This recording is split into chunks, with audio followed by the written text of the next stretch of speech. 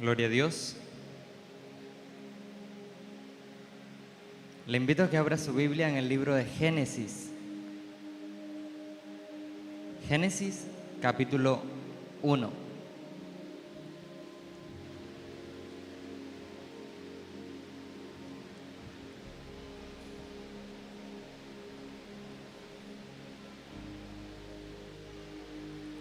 El día de hoy vamos a estar hablando acerca de familias que marcan la historia.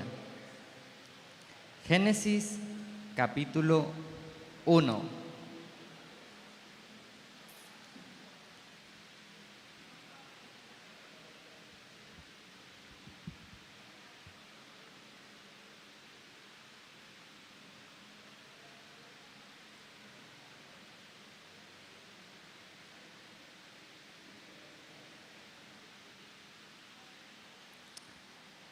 En el principio creó Dios los cielos y la tierra. Versículo 26. Y dijo Dios: hagamos al hombre a nuestra imagen, conforme a nuestra semejanza, y ejerza dominio sobre los peces del mar, sobre las aves del cielo, sobre los ganados, sobre toda la tierra y sobre todo reptil que se arrastra sobre la tierra. Creó pues Dios al hombre a imagen suya, a imagen de Dios lo creó. Varón y hembra los creó. Y los bendijo Dios y les dijo: sed fecundos, multiplicaos y llenad la tierra y sojuzgadla. Ejerced dominio sobre los peces del mar, sobre las aves del cielo y sobre todo ser viviente que se mueve sobre la tierra.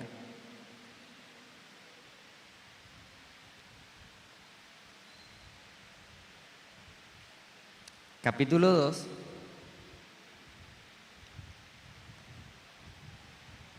Versículo 18.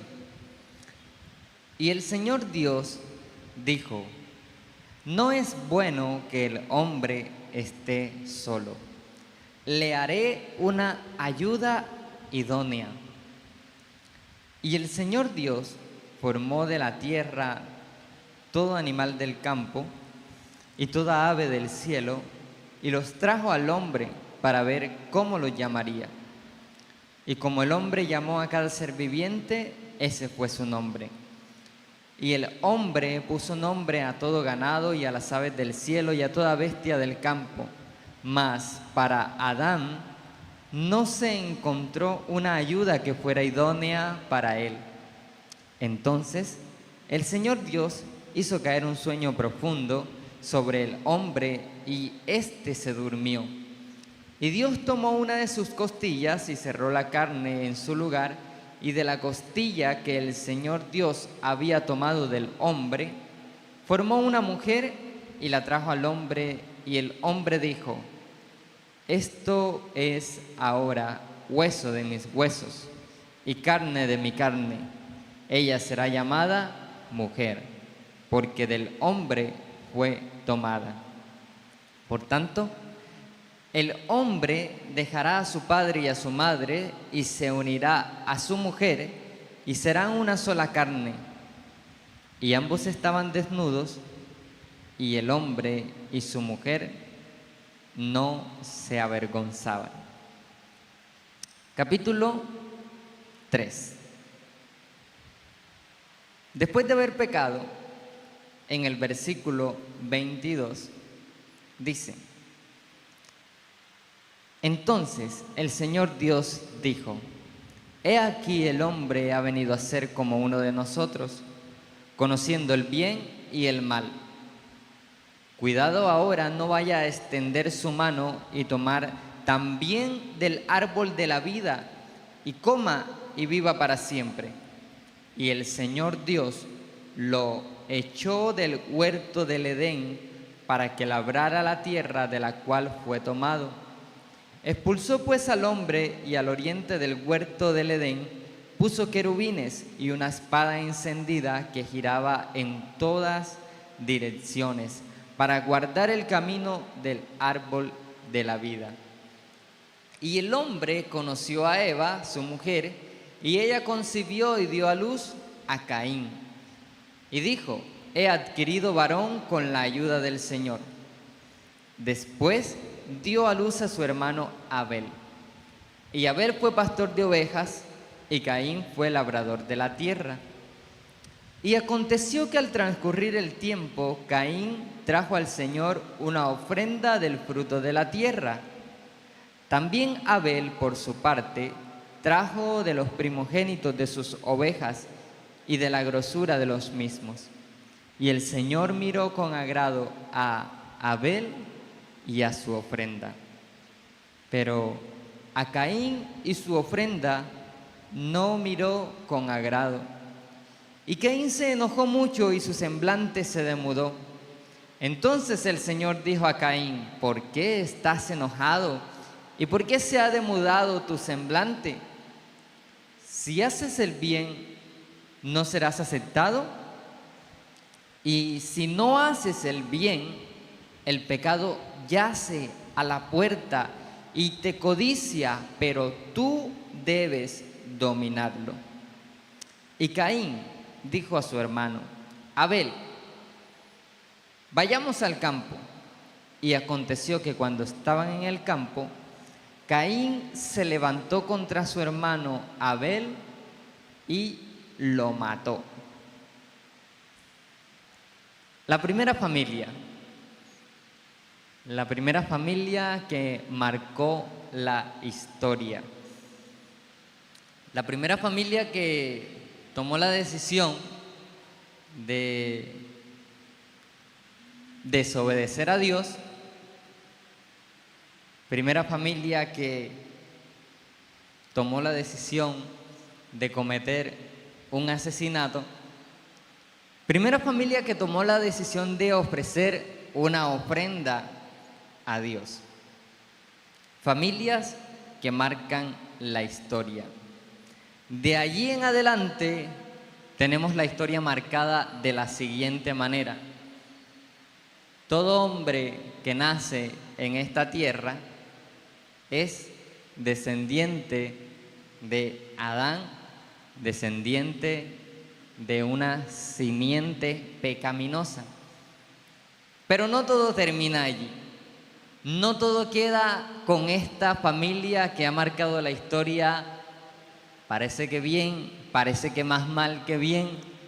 Y vamos a ver otra familia. La familia de Abraham. Le invito a que vayamos a Génesis capítulo 11. Y después de ver cómo esta primera familia se va desarrollando, empieza a surgir el mal en la tierra. Y el mal se vuelve tan denso que Dios decide erradicar a todas las familias de la existencia de la tierra, de la faz de la tierra, y se salva una familia, la familia de Noé, el cual halla gracia delante de los ojos de Dios. Pero posterior a eso, sigue allí la simiente del pecado, sigue la corrupción, sigue la maldad del hombre. Y ya Dios no podía eliminarlos nuevamente porque había prometido que no lo volvería a hacer. Y de repente aparece en escena, en Génesis 11, 27, Taré. Estas son las generaciones de Taré. Taré engendró a Abraham, a Nacor y a Harán. Y Harán engendró a Lot. Y murió Harán en presencia de su padre Taré, en la tierra de su nacimiento, en Ur de los Caldeos. Y Abraham y Nacor tomaron para sí mujeres. El nombre de la mujer de Abraham era Sarai, y el nombre de la mujer de Nacor era Milca, hija de Harán, padre de Milca y de Isca. Y Sarai era estéril, no tenía hijo. Y Taré tomó a Abraham, su hijo, a su nieto Lot, hijo de Harán, y a Sarai, su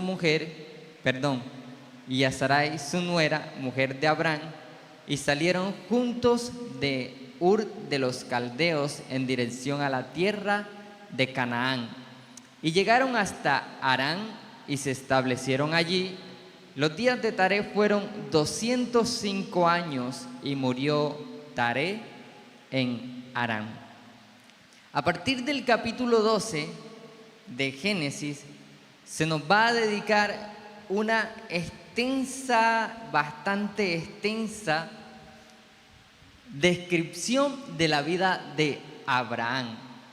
Y quiero que nos centremos en esta familia de Abraham porque tiene mucho para decirnos. Capítulo 12 hasta el final del capítulo 25 se nos viene hablando de Abraham. Así que tenemos allí bastantes capítulos para entender por qué Abraham, como padre de su familia, de su casa, él y su familia marcaron la historia. No vamos a leer todos los capítulos, pero vamos a ir haciendo un recorrido rápido de por qué Abraham marca la historia. Capítulo 12, versículo 1. Y el Señor dijo a Abraham: vete de tu tierra, de entre tus parientes y de la casa de tu padre, a la tierra que yo te mostraré. Haré de ti una nación grande y te bendeciré y engrandeceré tu nombre y serás bendición. Bendeciré a los que te bendigan y al que te maldiga, maldeciré. Y en ti serán benditas todas las familias de la tierra. Entonces Abraham se fue tal como el Señor le había dicho, y Lot fue con él. Y Abraham tenía 75 años cuando partió de Harán. Quiero que noten en el versículo 4 la expresión tal como el Señor le había dicho. Y tomó Abraham a Sarai, su mujer, y a Lot, su sobrino, versículo 5, y todas las posesiones que ellos habían acumulado, y las personas que habían adquirido en Harán, y salieron para ir a la tierra de Canaán. Y la tierra de Canaán llegaron. Y atravesó Abraham el país hasta el lugar de Siquén, hasta la encima de More, y el cananeo estaba entonces en la tierra. Y el Señor se le apareció a Abraham y le dijo: a tu descendencia daré esta tierra. Entonces él edificó un altar al Señor que se le había aparecido. De allí se trasladó hacia el monte al oriente de Betel y plantó su tienda, teniendo a Betel al occidente y Ai al oriente, y edificó allí un altar al Señor e invocó el nombre del Señor. Y Abraham siguió su camino continuando hacia el Neguev. En dos ocasiones, Abraham decide levantar un altar al Señor, edificar un altar al Señor e invocar el nombre del Señor. ¿Qué está diciendo Abraham con esto? Está diciendo: este altar simboliza que yo le sirvo al Señor, que mi familia le pertenece al Señor, que yo amo al Señor. En dos ocasiones lo hace. Resulta que Abraham y Sarai llegan a la tierra de Egipto y dicen una mentira para que Abraham no fuera matado. Dice que Sarai es su hermana. Entonces el faraón intenta tomar a Sarai y en el versículo 17 nos dice que el Señor hiere a Faraón y a su casa con grandes plagas por causa de Sarai, mujer de Abraham. Anteriormente, en el capítulo 11, en el versículo 30, se nos dice que Sarai era estéril y que no tenía hijo. Una familia que marca la historia es una familia que tiene descendencia. Lo interesante hasta este punto es que podríamos hacernos la pregunta: ¿cómo Abraham va a marcar la historia si Sarai no tiene descendencia? Más adelante lo vamos a ver. Después que pasa esto en Egipto, el faraón no ve que Abraham y Sarai tienen hijos. Él supone que es hermana, eran familia, y entonces la toma por mujer. El Señor castiga, hiere al faraón, y el faraón le dice a Abraham: ¿qué es esto que has hecho? ¿Por qué no me avisaste que era tu mujer? ¿Por qué dijiste, es mi hermana? El faraón estaba bastante rabioso por todo el mal que le había venido a su casa. Y Faraón le dijo a Abraham: ahora pues, aquí está tu mujer, tómala y vete. Y Faraón dio órdenes a sus hombres acerca de Abraham. Y ellos lo despidieron con su mujer y con todo lo que le pertenecía. Así que Abraham regresa a Canaán. Y en el versículo 4 del capítulo 13, nuevamente se nos dice que al lugar del altar que antes había hecho allí, y allí Abraham invocó el nombre del Señor. Una de las características de las familias que marcan la historia, en este caso Abraham de manera positiva, excelente diría yo, es que invocan el nombre del Señor. Una de las razones por las cuales nosotros como familia venimos al templo a exaltar al Señor es porque anhelamos que nuestras familias sean familias que vivan para el servicio del Señor aquí en la tierra. Nos congregamos, obedecemos a la palabra de Dios. Abraham tenía claro eso. Abraham invocó el nombre del Señor. Después llega la división, la separación entre Abraham y su sobrino Lot, porque Dios les estaba bendiciendo bastante y tuvieron que separarse. La tierra no les daba abasto para que los dos estuviesen. Y llega una promesa de Dios a Abraham. Versículo 14 del capítulo 13. Y el Señor dijo a Abraham, después que Lot se había separado de él: alza ahora los ojos y mira desde el lugar donde estás hacia la tierra del norte, el sur, el oriente y el occidente. Pues toda la tierra que ves te la daré a ti y a tu descendencia para siempre. Y haré tu descendencia como el polvo de la tierra. De manera que si alguien puede contar el polvo de la tierra, también tu descendencia podrá contarse. Levántate, recorre la tierra a lo largo y ancho de ella, porque a ti te la daré. Entonces Abraham mudó su tienda y vino y habitó en el encinar de Manré, que está en Hebrón, y edificó allí un altar al Señor. Qué bueno es que después de una promesa tan bonita, tan maravillosa, usted pueda agradecer al Señor por eso que le ha dicho. por eso que le ha dado. Y bueno, vamos a dejar a Abraham hasta allí. Pero posteriormente, les voy a hacer un resumen rápido. Dios promete un hijo a Abraham.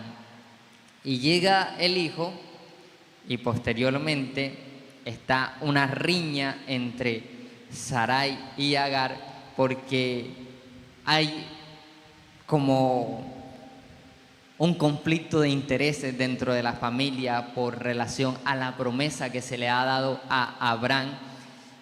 Y Ismael y Agar son echados fuera. Y posteriormente, cuando llega la promesa cumplida, una de las promesas cumplidas, que es el nacimiento de Isaac, el Señor le pide a Abraham que sacrifique a su hijo.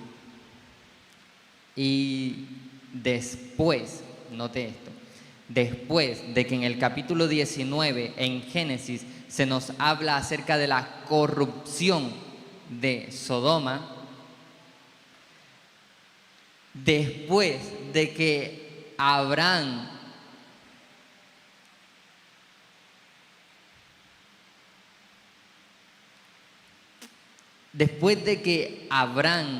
está con Abimelech, se nos está relatando algo muy triste, muy sombrío, muy depravado delante de los ojos de Dios. Dios le dice a Abraham: toma ahora a tu hijo, tu único, a quien amas, a Isaac, y ve a la tierra de Moriah, y ofrécelo allí en holocausto sobre uno de los montes que yo te diré.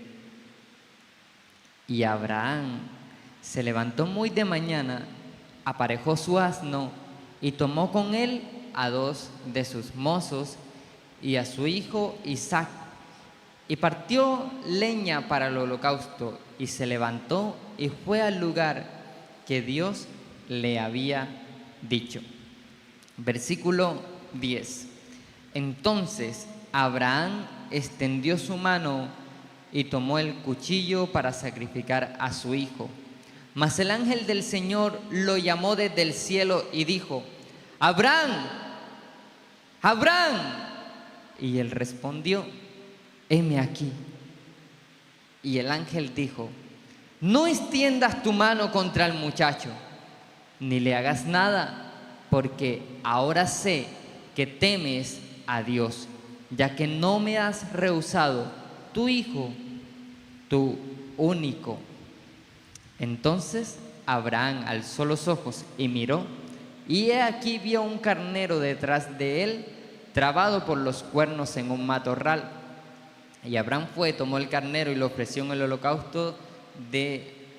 holocausto en lugar de su hijo.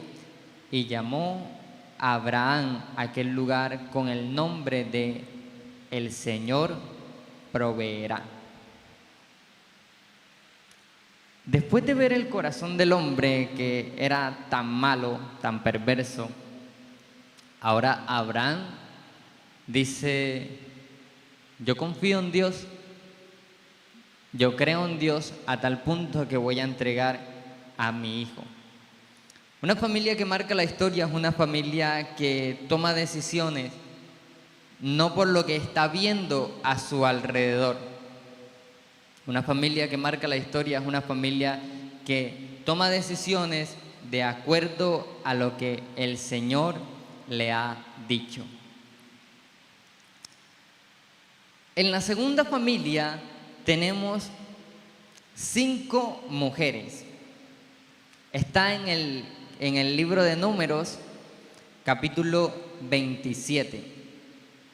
Y número 27 nos habla de las hijas de Zelofehad, hijo de Jefer, hijo de Galaad, hijo de Maquir, hijo de Manasés. Y resulta que en las familias de Manasés, cuando fueron contados, se contaron 52.700 Y de esas 52.700 aparecen 5 mujeres. En una oportunidad el pastor Timoteo tuvo la oportunidad de compartir de esta historia. Recuerden los nombres de estas mujeres. Tenemos a Maala, Noa, Ogla, Milca y Tirsa. Y estas mujeres, relata el libro de Números, se presentan delante de Moisés, delante del sacerdote Eleazar, delante de los jefes y delante de toda la congregación, a la entrada de la tienda de reunión, diciendo: nuestro padre murió en el desierto, aunque no estuvo entre el grupo de los que se juntaron contra el Señor en el grupo de Coré, sino que murió por su pecado y no tuvo hijos. ¿Por qué ha de desaparecer el nombre de nuestro padre de entre su familia solo porque no tuvo hijo? Danos herencia entre los hermanos de nuestro padre. Y Moisés presentó su caso ante el Señor. Entonces el Señor habló a Moisés diciendo: las hijas de Zelofehad tienen razón en lo que dicen. Ciertamente les darás herencia entre los hermanos de su padre, y pasarás a ellas la herencia de su padre. Además, hablarás a los hijos de Israel diciendo: si un hombre muere y no tiene hijo, pasaréis su herencia a su hija. Y si no tiene hija, entonces daréis su herencia a sus hermanos. Y si no tiene hermanos, entonces daréis su herencia a los hermanos de su padre. Y si su padre no tiene hermanos, entonces daréis su herencia al pariente más cercano en su familia, y él la poseerá y será norma de derecho para los hijos de Israel, tal como el Señor ordenó a Moisés. Así que de una manera muy bonita, esta familia que marca la historia plantea sus razones como tiene que ser, sin pelear, sin algarabía, sin hacer espectáculos o shows, sin ir a otro lugar que no corresponde. Ellas fueron a la puerta de la tienda de reunión, reunieron a todos y expusieron su caso delante de Moisés, el líder del pueblo del Señor, y delante del Señor mismo. Y el Señor dijo: las hijas de Zelofehad tienen razón en lo que dicen. Si tienen razón, entonces dadle herencia. Una familia que marca la historia es una familia que lo que hace, lo hace correctamente. Recuerdan que ahorita les dije que le prestaran atención al versículo en donde se dice que Abraham hizo lo que Dios le había dicho, tal como el Señor lo había dicho. Estas mujeres son de una familia, linaje de José, de Manasés, y José fue un tipo que, si usted lo empieza a estudiar en el libro de Génesis, fue un tipo tan bueno que, aunque sus hermanos lo vendieron, él les pudo perdonar y él les preservó la vida, los cuidó y los trajo a su tierra. Así que de la descendencia de José, Manasés y Jefer, Galad, Maquir, llegan estas hijas de Zelofehad y hacen las cosas correctamente. Así que una familia que marca la historia hace las cosas correctamente. Noten que las hijas de Zelofehad pudieron haber dicho: bueno, vamos a casarnos entonces con cualquier otro de nuestras tribus para que podamos tener tierra. Ellas quisieron que el nombre de su padre no desapareciera de la historia del pueblo de Israel. y lo lograron y quedaron registradas ellas también en la historia, así como lo tenemos en Números. Cuando Josué va a repartir la tierra, en el versículo 3, capítulo 17, libro de Josué, se nos dice que Zelofehad, hijo de Jefer, de Galat, hijo de Maquir, hijo de Manasés, no tenía hijos, sino solo hijas. Y estos son los nombres de sus hijas: Maala, Noa, Ogla, Milca y Tirsa. Y ellas vinieron delante del sacerdote Eleazar, delante de Josué, hijo de Nun, y delante de los principales, diciendo: el Señor mandó a Moisés que nos dieran una heredad entre nuestros hermanos. Así que según el mandato del Señor, Él les dio heredad entre los hermanos de su padre. Así que pasa un tiempo y ellas nuevamente, con mucha sabiduría, le dicen: Josué, nosotros hablamos con Moisés y esto fue lo que se acordó de parte de Dios. Y Josué ejecuta lo que Dios había dicho en relación a ellas. Tercera familia, la familia de Elimelec. La familia de Elimelec, el cual no resalta él, sino que resalta una mujer. Vamos al libro de Ruth, capítulo 1. Y en Ruth, capítulo 1, se nos relata esta historia de esta familia que también marcó la historia. Aconteció en los días que gobernaban los jueces, hubo hambre en el país. Y un hombre de Belén de Judá fue a residir en los campos de Moab con su mujer y sus 2 hijos. Aquel hombre se llamaba Elimelec y su mujer se llamaba Noemí. Los nombres de sus 2 hijos eran Mahalón y Kelión, efrateos de Belén de Judá. Y llegaron a los campos de Moab y allí se quedaron. Note esto.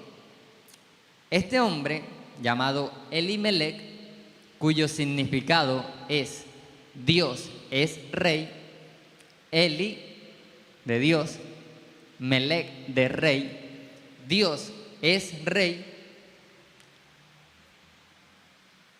Hay una hambre en el país y entonces él dice: vamos a llevar a nuestros hijos, vamos a llevar a nuestra familia a la tierra de Moab.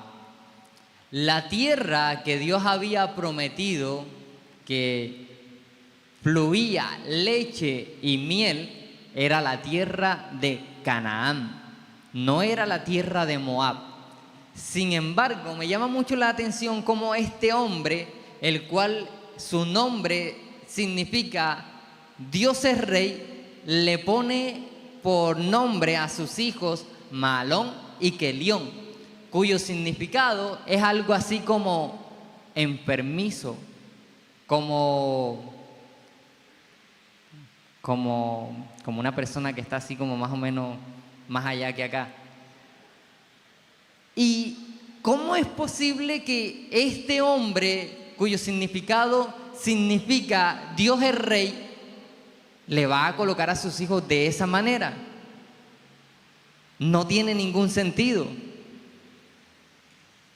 Ahora, en la época de los jueces, el panorama era que el pueblo de Israel pecaba, Dios los castigaba, el pueblo de Israel se arrepentía, Dios levantaba un juez y el juez gobernaba durante un tiempo y había un tiempo de paz. Pero en este momento de la historia de los jueces parece que no había paz. Tanto así que había hambre en el país. Y ellos deciden salir a Moab. Siempre me he hecho la pregunta: ¿por qué este tipo que significa, el nombre significa Dios es rey, por qué no se levantó como un juez más para Israel? Si hay necesidad, ¿por qué yo que tengo el nombre de Elimelec, no digo, bueno, vamos a buscar a nuestro Dios para que ustedes vean que hay Dios. Así como dice Eliseo, así como dice Elías, tráiganlo acá para que vean que hay Dios aquí en Israel. ¿Por qué no lo hizo? Muy interesante, muy interesante. Resulta que el tipo muere y entonces Noemí se queda con sus 2 hijos y los 2 hijos se casan con mujeres moabitas, Orfa y Ruth, y habitaron 10 años allí y los hijos también se murieron. Entonces la mujer quedó privada de sus 2 hijos y de su marido. Y Noemí, versículo 8, dijo a sus 2 nueras: id, volveos cada una a la casa de vuestra madre, que el Señor tenga misericordia de vosotras, como vosotras la habéis tenido con los muertos y conmigo. Que el Señor os conceda que halléis descanso cada una en la casa de su marido. Entonces las besó y ellas alzaron sus voces y lloraron y le dijeron: no, sino que ciertamente volveremos contigo a tu pueblo. Pero Noemí dijo: volveos, hijas mías, ¿por qué queréis ir conmigo? ¿Acaso tengo aún hijos en mis entrañas para que sean vuestros maridos? Volveos, hijas mías, id, porque soy demasiado vieja para tener marido.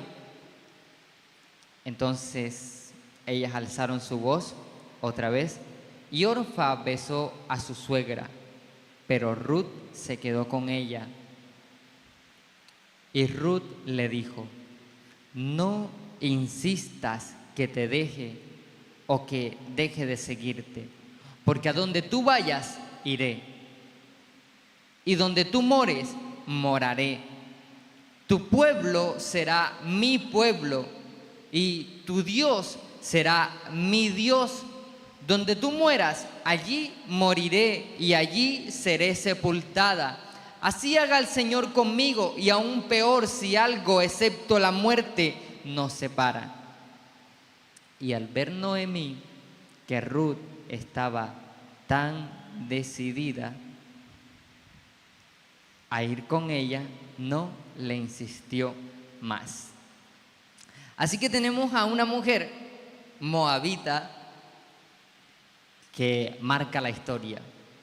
En una época donde en Israel no se está proclamando a Dios como el Dios de toda la tierra, ni siquiera el Dios de Israel, ahora Ruth está diciendo: tu pueblo será mi pueblo, tu Dios será mi Dios. Ruth está diciendo: vamos a serles fieles a Dios. Ruth está diciendo: vamos a disfrutar de las maravillas de Dios. Y regresan a la tierra y Noemí tenía un pariente, un hombre de mucha riqueza de la familia de Elimelec, el cual se llamaba Boz. Les resumo la historia. Ruth y Boz se conocen. Ruth es una mujer esforzada, una mujer virtuosa, una mujer que trabaja muy bien, una mujer que tiene mucho cuidado con todo lo que hace y a la final obedece a Noemí, y Boz termina diciéndole, versículo 15 del capítulo 3. Perdón, versículo 12. Ahora bien, es verdad que soy pariente cercano, pero hay un pariente más cercano que yo. Así que vos no puede redimir en primera instancia a Ruth. Y Ruth escucha a Boz, y Boz, noten lo que hace en el capítulo 4. Boz subió a la puerta y allí se sentó. Y he aquí que el pariente más cercano de quien vos había hablado iba pasando y le dijo: ¡Hey, tú, ven acá, siéntate! Y el tipo vino y se sentó, y vos tomó 10 hombres de los ancianos de la ciudad y les dijo: sentaos aquí. Y ellos se sentaron. Entonces dijo al pariente más cercano: Noemí, que volvió de la tierra de Moab, tiene que vender la parte de la tierra que pertenecía a nuestro hermano Elimelec. Y pensé en informarte diciéndote: cómprala en presencia de los que están aquí sentados y en presencia de los ancianos de mi pueblo. Si la vas a redimir, redímela, y si no, dímelo para que yo lo sepa, porque no hay otro pariente, porque no hay otro aparte de ti que la redima, y yo después de ti. Entonces el tipo al que habían llamado le dijo: la redimiré. Entonces vos le dijo: el día que compres el campo de manos de Noemí, debes adquirir también a Ruth, la moabita, viuda del difunto, a fin de conservar el nombre del difunto en su heredad. Y el pariente más cercano respondió: no puedo redimirla para mí mismo, no sea que perjudique mi heredad. Redímela para ti, usa tú mi derecho de redención, pues yo no puedo redimirla. Entonces, era costumbre en esos tiempos, de acuerdo a la redención y el intercambio de tierras, que para confirmar cualquier asunto era lo siguiente: el tipo al que llamaron se quitaba la sandalia y se la entregaba a vos, y sucedió así. Entonces los ancianos y todo el pueblo dijeron: somos testigos hoy de lo que ha pasado entre vos y Noemí y esa tierra y Ruth. Posteriormente, vos se casa con Ruth, y noten estos versículos que son muy importantes, los cuales, versículo 13, nos ayudan a entender el por qué esta familia, la familia de Ruth, marcó la historia. Vos tomó a Ruth y ella fue su mujer, y se llegó a ella, y el Señor hizo que concibiera, y ella dio a luz un hijo. Entonces las mujeres dijeron a Noemí: bendito sea el Señor que no te ha dejado hoy sin redentor, que su nombre sea célebre en Israel. Sea Él también para ti restaurador de tu vida y sustentador de tu vejez, porque tu nuera que te ama y es de más valor para ti que 7 hijos le ha dado a luz. Versículo 16. Entonces Noemí tomó al niño, lo puso en su regazo y fue su nodriza. Y las mujeres vecinas le dieron un nombre diciendo: le ha nacido un hijo a Noemí. Y lo llamaron Obed. Él es el padre de Isaí, padre de David. Versículo 18. Estas son las generaciones de Fares. Fares engendró a Esrón. Esrón engendró a Ram. Ram engendró a Aminadab. Aminadab engendró a Nazón. Nazón engendró a Salmón. Salmón engendró a Boz. Boz engendró a Obed. Obed engendró a Isaí. E Isaí engendró a David. Y en el libro de Mateo, capítulo 1, se nos habla de la genealogía de Jesucristo. Y en el versículo 1 dice así: libro de la genealogía de Jesucristo, hijo de David, hijo de Abraham. Abraham engendró a Isaac. Isaac engendró a Jacob. Jacob a Judá y a sus hermanos. Judá engendró a Tamar, a Fares y a Sara. Fares engendró a Esrón. Esrón engendró a Aram. Aram engendró a Aminadab. Aminadab a Nazón, y Nazón a Salmón. Salmón engendró a Rahab, a Boz. Boz engendró a Ruth, Boz engendró de Ruth a Obed, y Obed engendró a Isaí. Isaí engendró al rey David, y David engendró a Salomón. Sigue la lista y dice: Jacob engendró a José, el marido de María, de la cual nació Jesús, llamado el Cristo. De manera que todas las generaciones, desde Abraham hasta David, 14 generaciones, desde David hasta la deportación, 14 generaciones, desde la deportación hasta Cristo, 14 generaciones. Así que Ruth marca la historia a tal punto que llega a ser la que le da el linaje al gran rey David.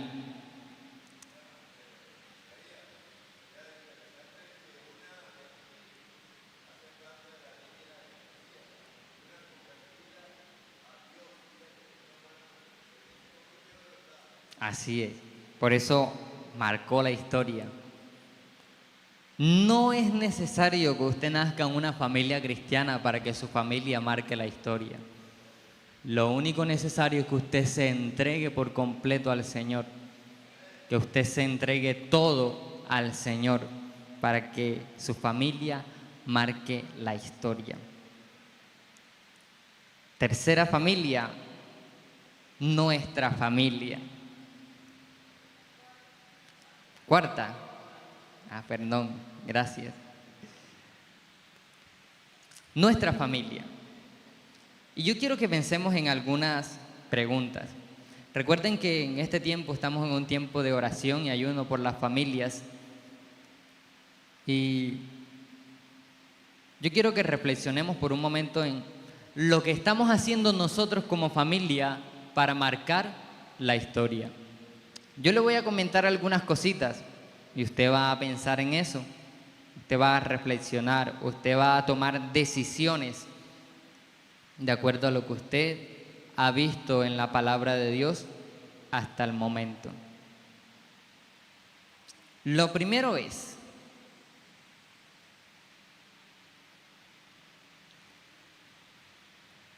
¿vivo en unión libre porque no me puedo casar? ¿O vivo en unión libre porque creo que no tiene relevancia casarme? Anteriormente vimos cómo Boz tomó una decisión sabia. Él no tomó a Ruth inmediatamente, a pesar de que Ruth quería ser redimida por él. Él hizo las cosas como legalmente se hacían en el pueblo y posteriormente se casó con Ruth. Lo segundo, ¿tengo sabiduría para disciplinar o disciplino como sea? Al momento de disciplinar, ¿cómo es mi actuar? ¿Cuáles son mis palabras? ¿Tengo sabiduría de Dios para hacerlo? ¿O dejo que mi ira o la rabia o la decepción gobiernen, controlen mis acciones? Tercero, ¿mi familia ve en mí un cambio de vida a tal punto que los motivo con mi ejemplo a una conversión completa de la familia? ¿O mi familia dice, para yo convertirme como Isaías, no hombre, mejor ni me convierto, mejor ni me entrego a Cristo? ¿Qué ve mi familia en mí? Cuarto, ¿hay respeto en mi hogar? ¿O ese hogar da tristeza por la manera en cómo se tratan?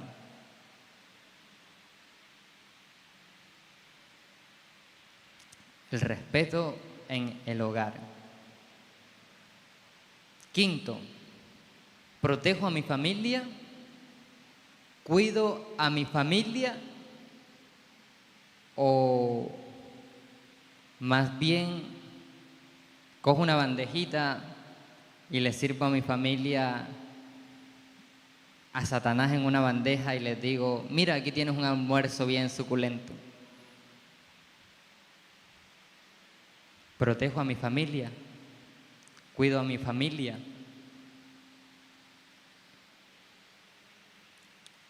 Una de las cosas que suelo hacer yo, Isaías, personalmente, en mi casa y con cualquiera persona que llegue a mi casa, para proteger a mi familia, para cuidar a mi familia, es decir: aquí en esta casa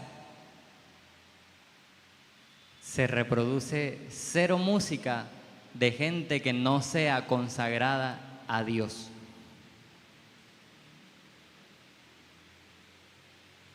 Y esa es una de las maneras en las que protejo y cuido a mi familia. Algo sencillo, como la música, como la letra, pero trascendente.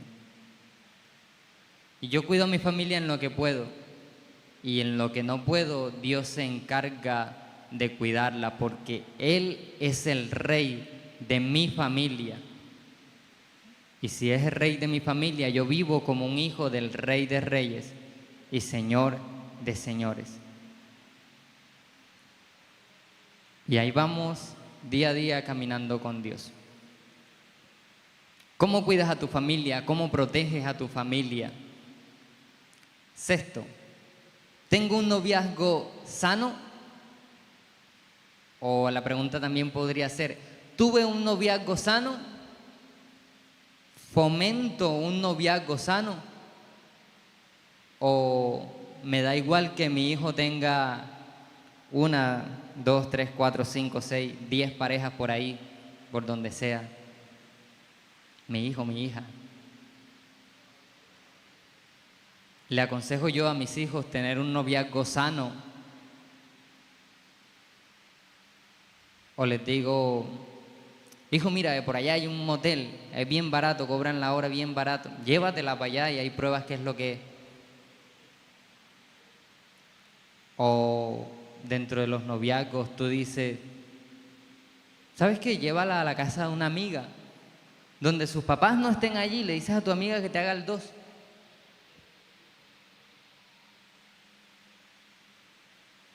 ¿Qué dice la gente de tu noviazgo? ¿Qué dice la gente de los noviazgos de tus hijos? Séptimo y último. ¿Quiere que su familia marque la historia? Asegúrese de lo siguiente: ame a Dios, conozca a Dios.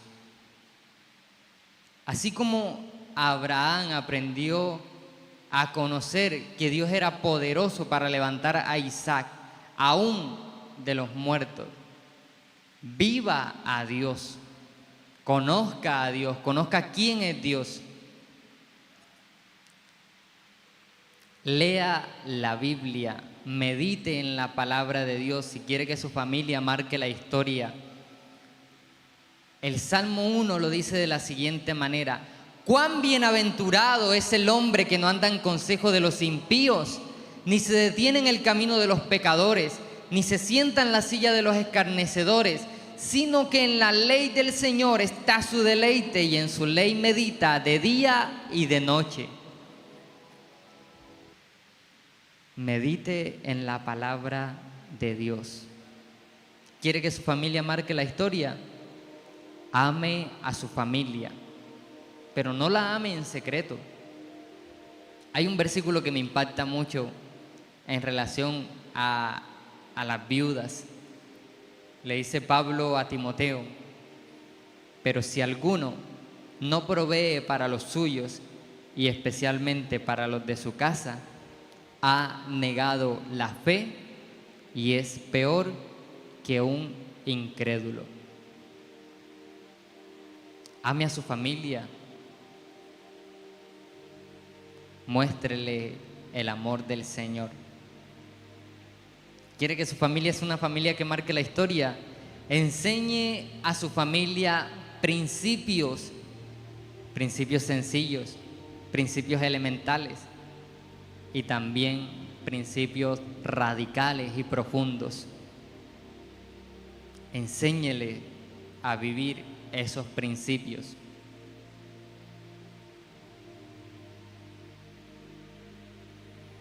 Les comparto algo breve de mis padres. Nosotros somos cuatro varones, 4 hombres. Y junto con mi papá somos 5. Nosotros hacíamos el equipo de micro completico. Y había momentos en los que entrábamos a la cancha y durábamos un buen tiempo para que nos sacaran por la manera en cómo jugábamos. Mis papás nos enseñaron a jugar fútbol, a amar el fútbol, a rescatar las cosas preciosas del deporte. Y yo siempre dije, ¿por qué mi papá no me metió a mí en una escuela de fútbol? Y era como mi frustración, porque de una u otra manera yo decía, yo sé que yo no soy el bárbaro jugando fútbol, pero yo sé que por lo menos a la A puedo llegar aquí en Colombia.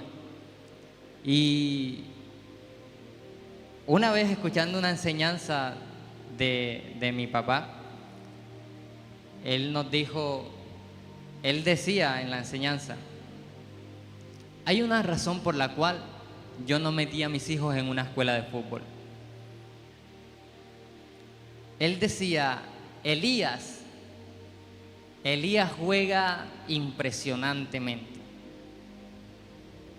Y es muy cierto, Elías es el que más juega de nosotros. Benaía tiene una fortaleza impresionante.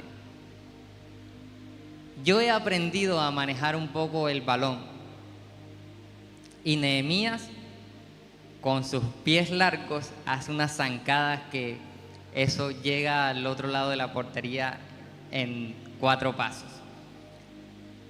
Pero él dijo, yo no iba a meter a mi hijo en una escuela de fútbol para que un señor allá le gritara groserías y le enseñara a hacer trampas a mis hijos.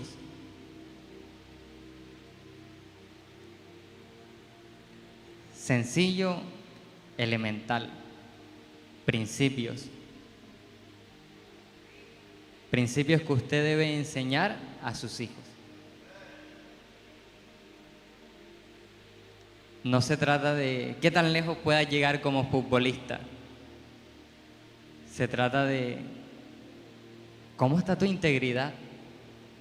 Se trata de cómo vives tú en esta tierra. De manera que no te digan Messi, pero de manera que sí digan, ese hombre es un hombre respetable. Esa mujer es una mujer íntegra.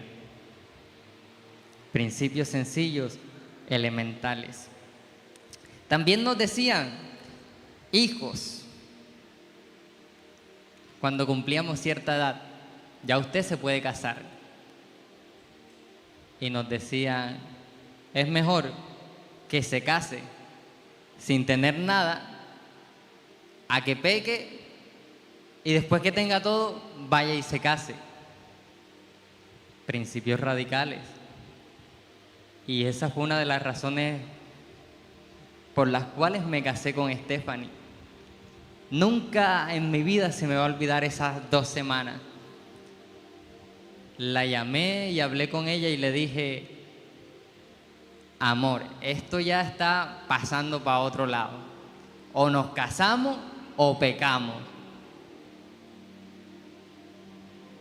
Y yo le dije, estoy sin trabajo, no tengo mucho, tenía como 1.800.000 ahorrado. Y le dije, casémonos, nos vamos para Saloa. Allá tenemos la chamba, ahí cultivamos pescado, cultivamos lo que podamos cultivar en la tierra que hay. Doy conferencias por ahí, por el sur, y nos mantenemos, pero no vamos a pecar. Y ella me dijo, sí, está bien,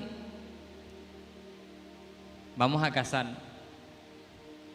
Enseguida llamamos a nuestros padres y les dijimos, tenemos algo que comunicarles, nos vamos a casar. A la semana siguiente, creo que pasaron como 5 días, recibo una llamada. El pastor barbudo me dice, mijo, ¿qué dirías tú si a ti te dicen que vayas a pastorear a la iglesia Nueva Jerusalén? Yo quedé, ¿cómo? Yo dije, la iglesia Nueva Jerusalén. Casi que me quedé en shock.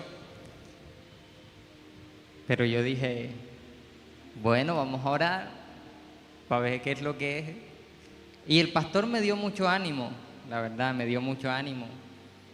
Y bueno, pasé la hoja de vida, me hicieron la entrevista, me sentí bien, me hicieron un poco de preguntas. Y así actúa Dios. Usted debe tomar decisiones en su vida que son decisiones de fe. Y Dios me permitió al año siguiente casarme con Stephanie. Pero ya habíamos tomado la decisión de que íbamos a agradar a Dios en lugar de agradarnos a nosotros mismos. Dios va haciendo todo. Última familia. Yo no puedo terminar esta enseñanza sin contarle esta historia.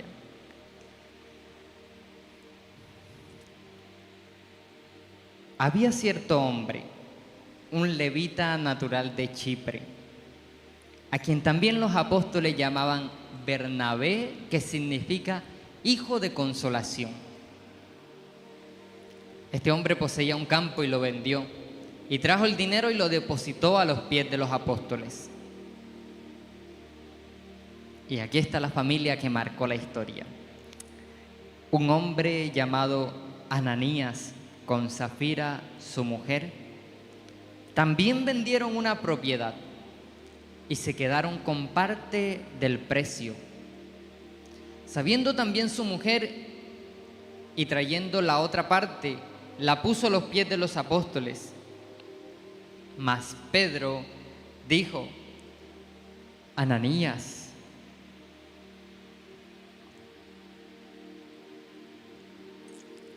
¿por qué ha llenado Satanás tu corazón para mentir al Espíritu Santo y quedarte con parte del precio del terreno? Mientras estaba sin venderse, ¿acaso la propiedad no te pertenecía? Y después de venderse, ¿acaso el dinero no estaba bajo tu poder? ¿Por qué concebiste este asunto en tu corazón?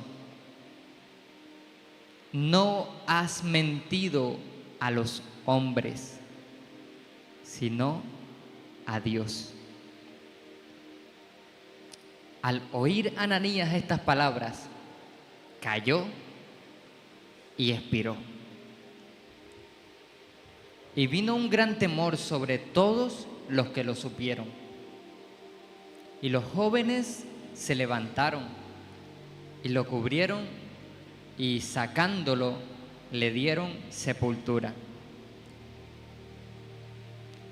Después de un lapso como de 3 horas, la mujer estaba buscando a su esposo no aparecía,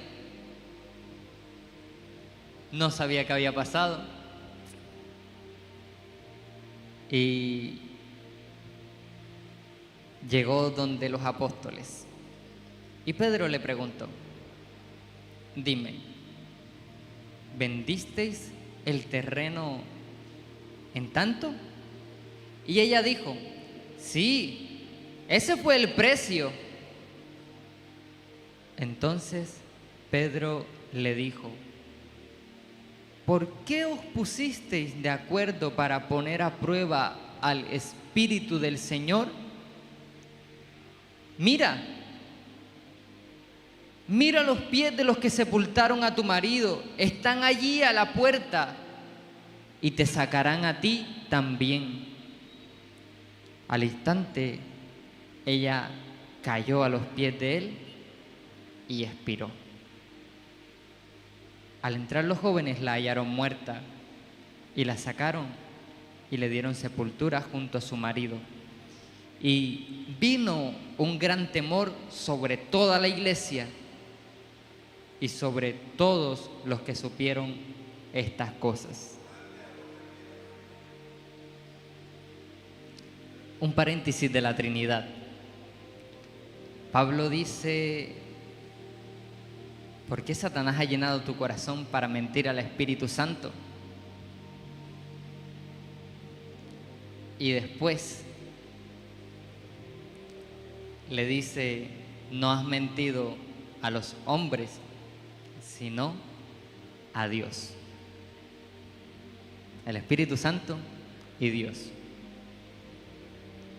Él mismo. Una familia que marcó la historia de manera no tan bonita. Una familia que marcó la historia por una mentira, un engaño, por querer vanagloriarse, por querer resaltar, tal como lo había hecho Bernabé, que vendió el campo y entregó todo lo que había vendido. Vino un gran temor sobre toda la iglesia y sobre todos los que supieron estas cosas. Allí la iglesia aprendió que no podían mentir. Una familia que marca la diferencia es una familia que no miente. Una familia que marca la diferencia, que marca la historia. Es una familia que buscará hacer siempre lo que Dios quiere, como Dios quiere que sea hecho. En conclusión, tenemos a Dios creando la familia de Adán, Eva, Caín, Abel, Set, creados a imagen y semejanza de Dios, tomando una mala decisión, pecar contra Dios, y ahora la imagen y la semejanza de Dios ha sido distorsionada.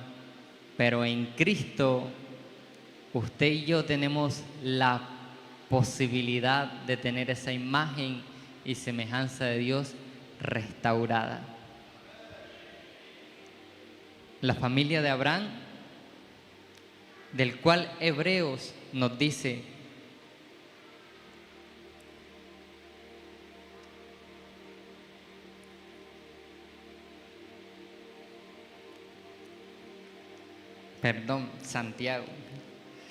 Santiago nos dice: ya ves que la fe actuaba juntamente con sus obras, y como resultado de las obras, la fe fue perfeccionada.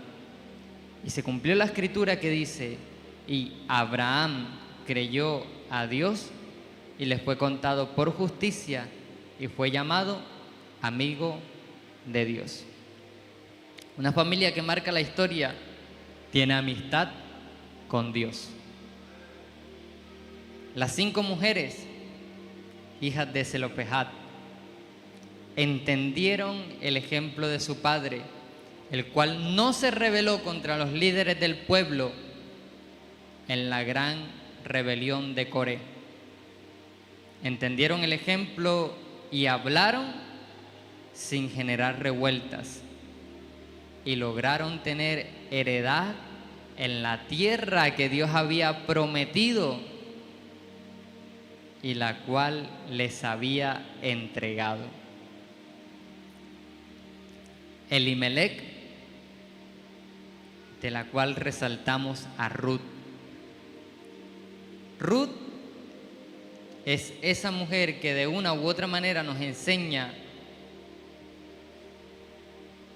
o le enseña a nosotros también, inicialmente al pueblo de Israel, cómo el pueblo de Dios debe vivir. Debe vivir como pueblo de Dios. Usted y yo, que somos iglesia de Dios, que somos la novia del Cordero, vivamos así como eso que somos, la iglesia del Dios vivo. Usted y yo, nuestras familias, marquemos la historia. Aquí en esta iglesia hay familias que han marcado la historia de esta iglesia.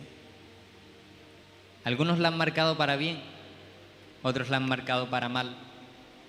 Pero usted y yo comprometámonos con el Señor a marcar la historia de nuestra iglesia, la historia de nuestra familia, de nuestro valle, de nuestra patria. Marquemos la historia bien. No importa el rango que usted tenga en su familia, conságrese a Dios y vea la gloria de Dios en su familia.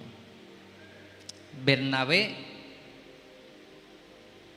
Ananías y Zafira. Marque la historia como Bernabé, no como Ananías ni Zafira. No sea embustero. No trame cosas falsas ni vanas para su beneficio. Esta vida no se trata de usted. Dios lo ha creado para que usted alabe y glorifique el nombre del Señor.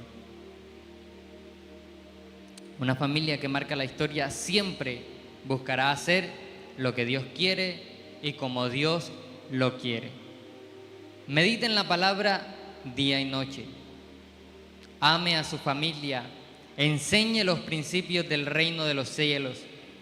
Principios sencillos, así como ofrendar, como dar un saludo, como congregarse, y principios trascendentales, así como arrepentirse, como apartarse del pecado, como dejarlo todo por seguir a Cristo. Proteja a su familia, cuide a su familia y vea la gloria de Dios en su familia. Dios, te alabo en esta mañana y te exalto por el privilegio que nos das de servirte a ti. Gracias por la familia Nueva Jerusalén. Ayúdanos a cuidarnos. Ayúdanos a amarnos, Señor. Ayúdanos a vivir en la unidad del Espíritu, a mantener el vínculo de la paz tuya, Señor. Quita de nosotros todo lo que no te agrade. Quita de nosotros toda palabra corrompida. Quita de nosotros toda actitud en nuestro corazón que traiga vanagloria, que traiga ego, altanería. Quita de nosotros, Señor, las mentiras, la hipocresía.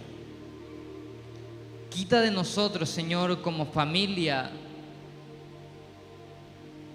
esa falta de motivación por servirte, por conocerte más, por leer tu palabra. Padre, ayúdanos como familia, porque te necesitamos a ti, Señor. Eres el único que puede hacer la obra para que nuestras familias marquen la historia en esta tierra. Señor, ayúdanos cada día a honrarte a ti. Ayúdanos cada día a servirte a ti, Señor. Ayúdanos cada día a temer a ti. Tú que eres Dios grande, Dios fuerte y celoso.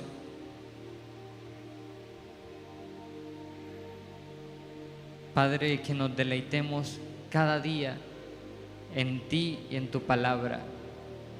Que nos asombremos de ver tu grandeza y testifiquemos de tus maravillas, Señor. Que podamos servirte con corazones sencillos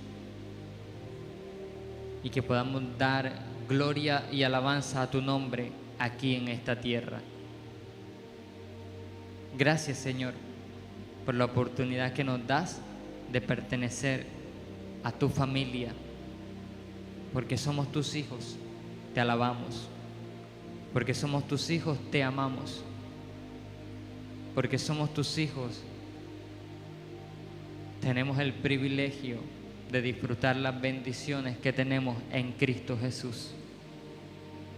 Muchas gracias, Señor, porque eres bueno y para siempre es tu misericordia. Guarda nuestras familias, Señor, y que nuestras familias te amen a ti con todo su corazón, con todas sus fuerzas, con todo lo que somos. Que nuestras familias te amen a ti, Señor. Te lo pedimos, Dios, en el nombre de Jesús. Amén. Mis hermanos, que el Señor les bendiga.